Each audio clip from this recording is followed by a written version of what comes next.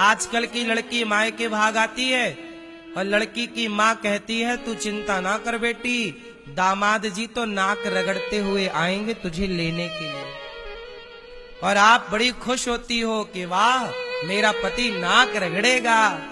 तो आपको नहीं लगता कि आप अपने मायके वालों के साथ मिलकर अपने पति का अपमान करा रही हो? तुम्हारी मां को नहीं समझाया जा सकता, क्योंकि अब वो समझने की स्थिति में नहीं है। लड़की की मां को कहां समझाया जा सकता? समझ होती तो वो ये बात ही ना करती कि दामाद जी नाक रगड़ते आएंगे। पहली बात तो ये शब्दावली गलत है। आपने ये बताओ, मंडप के नीचे बैठकर अपनी बेटी का कन्यादान किया है कि नहीं? बोलो हां। जिस लड़के को कन्यादान किया है उस लड़के को पहले क्यों नहीं परखा, क्यों नहीं ठीक से देखा? दान किया है ना, उसके पांव पूजे हैं ना तुमने, तो जिसके तुम पांव पूजते हो उसको उसकी नाक रगड़वाते हो। पहले तो तुमने पांव पूज करके उसका सम्मान किया मंडप के नीचे, फिर नाक रगड़वा करके उसका अपमान किया। तो क्या ये सही कार्य है आपका? इससे आपको यश मिलेगा? अरे कुत्ता जिसके हाथ की रोटी खाता है उस मालिक को काटता नहीं है। ये कुत्ते की वफादारी है।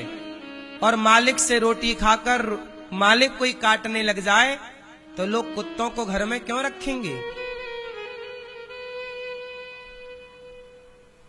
कुत्ता अपनी वफादारी के लिए जाना जाता है, भले वो कुत्ता है। आप भी तो मेरी मां अपने धर्म में अपने कर्म में वफादार बनो। तुमने जिस आदमी के पांव पूजे हैं उसका तुम अपने घर में अपमान करती हो, शर्म नहीं आती? इसलिए कहता हूं रिश्तों को बनाओ, बेटियों का ब्याह मत करो, रहने दो कुंवारी।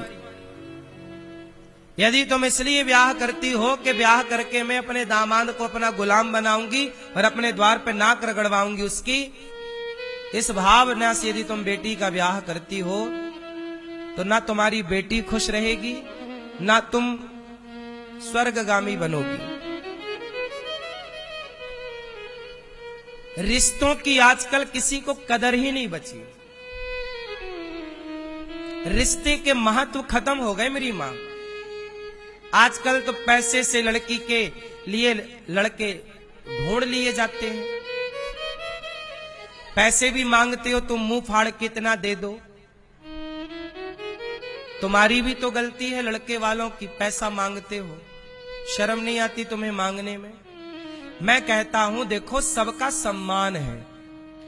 मेरा कहना सिर्फ इतना है कि ना लड़की का अपमान हो ना लड़के का अपमान हो, न लड़के पक्ष का अपमान हो न लड़की पक्ष का अपमान हो। मेरी मां तुम अपने दामाद को नाक रगड़वाओगी ना, वो रगड़ लेगा अपनी पत्नी के लिए, लेकिन सदा के लिए तुमसे नफरत करने वाला हो जाएगा वो।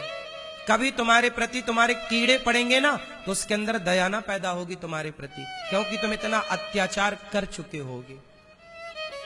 रिश्तों को आदमी नहीं बिगाड़ना चाहता। पति पत्नी तो एक हो जाएंगे, पर पति पत्नी के बीच में जितने लोग आते जाएंगे वो सब दुश्मन होते जाएंगे सदा के लिए। याद रखिएगा इस बात को। पति पत्नी एक दूसरे के दुश्मन कभी नहीं होते, लेकिन तुम दोनों के रास्ते में जो जो आएगा, चाहे तुम्हारी माँ आए, लड़की की माँ चाहे लड़के की माँ, लड़के की माँ आ गई तो लड़की के लिए उसकी सास दुश्मन हो गई, और यदि लड़की की माँ गई तो लड़के के लिए लड़की की माँ। आजकल देखो ना कितने लड़के हैं जो अपनी सास ससुर से नफरत करते हैं, और कितनी लड़कियां हैं जो अपने सास ससुर से नफरत करती हैं। गलती इन दोनों के सास ससुरों की है जो बात बात में कूद कूद के आ जाते हैं।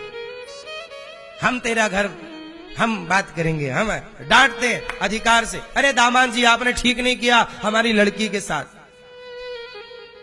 ये बात करने की टोन नहीं है आपकी, बात करने के तरीके समझो। मैं आपको जिस गहराई पर ले जा रहा हूं आप उस गहराई को जानो कि वो पति पत्नी कल एक होंगे।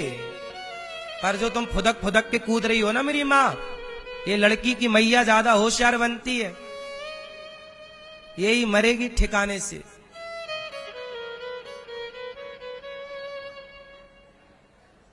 आज ऑन रिकॉर्ड केस है कि लड़की की मां के कारण लड़कियों के घर बिगड़ते हैं। ऑन रिकॉर्ड ये दस्तावेज हैं। हाँ या ना, ये बात सही है कि गलत है? बोलो हाँ कि ना। फिर लड़की की मां कहती है दामाद नाक रगड़ता आएगा।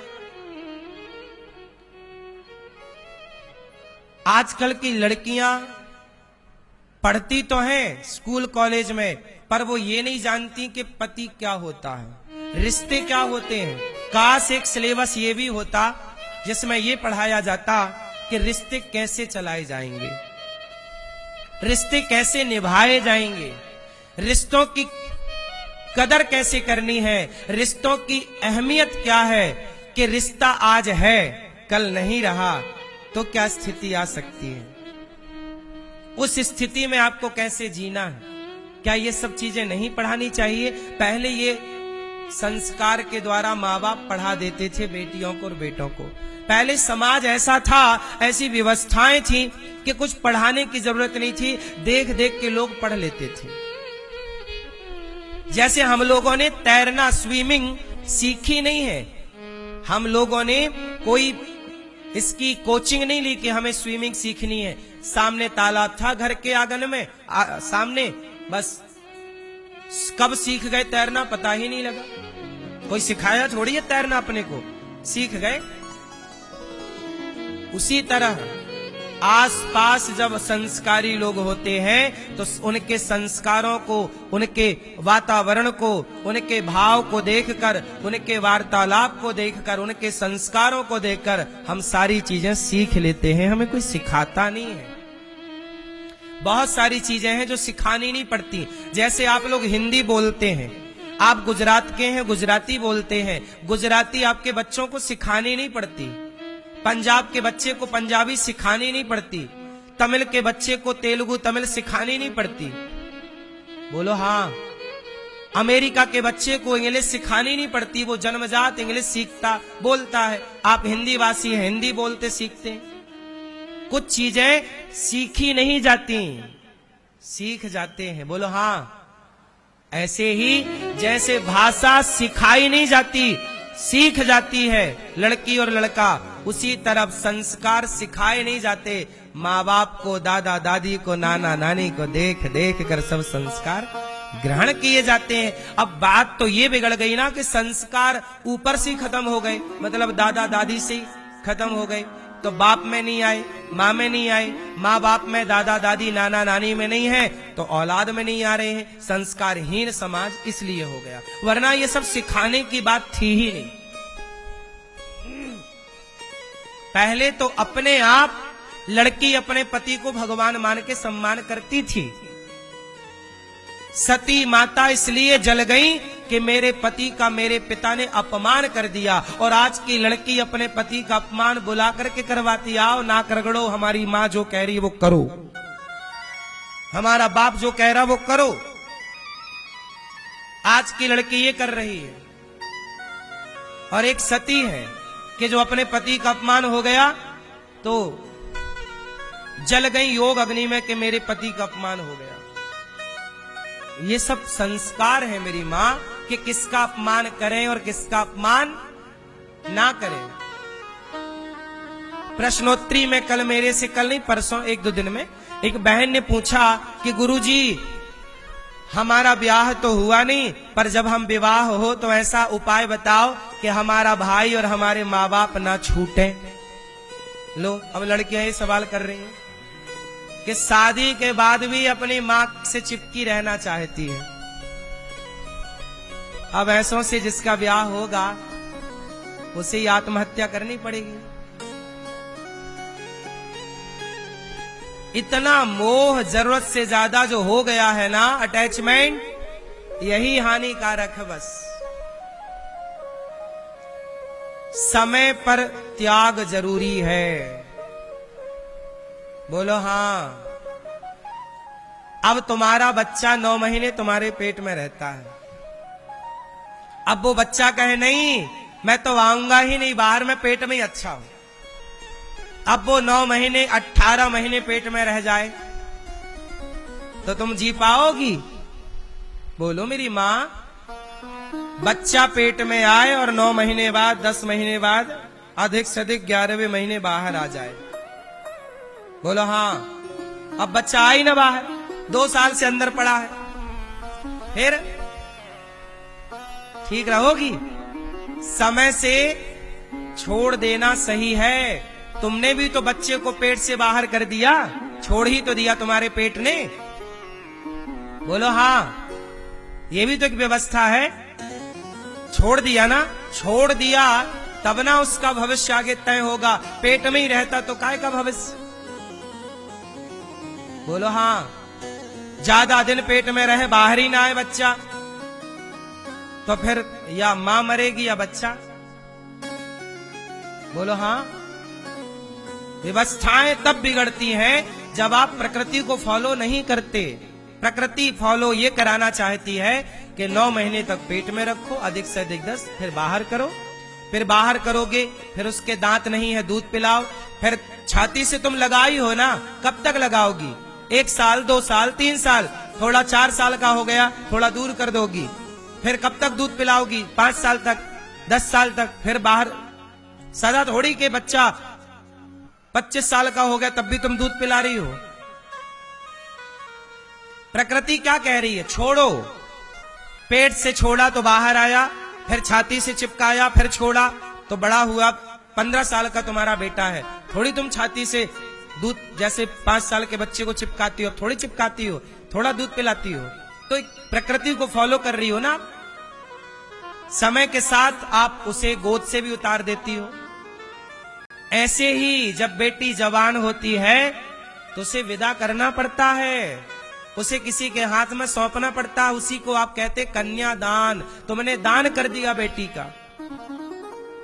अब जिम्मेदारी उनकी है जिन्होंने बेटी का दान लिया है। मतलब लड़का अपनी पत्नी का खूब ख्याल रखे, लड़के के माँ अपनी बहू को बेटी की तरह प्यार रख से दे, क्योंकि वो तुम्हें दान में मिली है। तो तुम उसे अपनी बेटी की तरह, अपनी देवी की तरह, लक्ष्मी है ना, संभाल के रखो। अब जिम्मेदारी हमने आपको दे दी तो अब आप संभालो। लड़की के माँ बाप ने अब अपनी जिम्मेदारी किसे दे दी? लड़के। अब तुम संभालो, तुम अपनी जिम्मेदारी संभाल, तुम भी 100% संभालो उसे। अब क्या है कि जिसे दी गई वो संभाला नहीं, तो जिसकी थी उसके पास भाग के आई, और जब वहां भाग के आई तो फिर वो भाग के आए कि लेंगे, तो कहा नाक रगड़ो तब देंगे। पहले तो दे दिया था मंडप के नीचे, अब नाक रगड़ोगे तब देंगे। फिर रिश्ते बिगड़ते हैं, फिर तू मैं होती है, कोर्ट कचहरी होती है, तलाक होता है। इसी लड़ाई झगड़े में तुम्हारी जिंदगी खत्म हो जाती है। ना पूजा करने का टाइम मिला, ना ईश्वर की आराधना करने का टाइम मिला, ना कथा सुनने का टाइम मिला। 100 साल 50 साल की जिंदगी मिली, वो तू मैं ही गुजर गई। कब ध्यान करें, कब शांति से बैठें, कब ईश्वर का चिंतन करें, कब दान करें, कब पुण्य करें, कब भलाई का काम करें, कब समाज के लिए सोचें। सारी जिंदगी तू मैं गुजर गई। जो समय बचा पेट के लिए सोचते आए। आप लोगों के पास टाइम नहीं है। सुनो, आज भारत की स्थिति क्या है? शादी नहीं होती तो शादी की टेंशन हो गई तो फिर लड़ाई लड़ना है। शादी हो गई, लड़ाई लड़ो।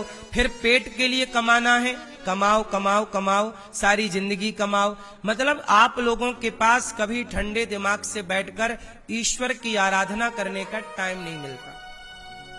आप संसार में क्यों आए हैं, क्यों जी रहे हैं, क्यों लोग मरते हैं, क्या जीवन का सार है, क्या जीवन का आनंद है, कुछ भी जानने का टाइम नहीं मिला। क्योंकि मकड़ी के जाल की तरह आप परिवार में ऐसे उलझ गए, समय नहीं मिला। और उलझे क्यों? अज्ञान बस उलझ गए।